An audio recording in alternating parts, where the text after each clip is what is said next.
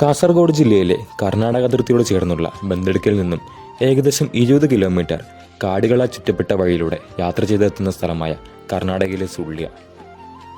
ഇവിടെ എത്തിയിട്ട് വെള്ളം അടിക്കാനൊക്കെ ആണെങ്കിൽ നിങ്ങൾ അധികം തപ്പി നടക്കേണ്ട ആവശ്യമില്ല കേട്ടോ. നമ്മുടെ ഈ ടൗണിൽ തന്നെ കുറേയധികം ബാറുകളൊക്കെ ഉണ്ട്. അതേപോലെ തന്നെ സുള്ളിയ ടൗണിൽ വേറെ പ്രത്യേകത ഉണ്ട്. വേറെ നമ്മളെ KVG.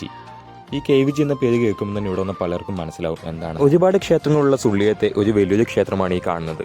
വർഷത്തിൽ വലിയ ഉത്സവമാണ് ഇവിടെ സംഘടിപ്പിക്കാറുള്ളത്. ഈ ഉത്സവം കാണുവാൻ കേരളത്തിൽ നിന്നെല്ലാം കുറേ ആളുകളോട് എത്തിച്ചേരാറുമുണ്ട്.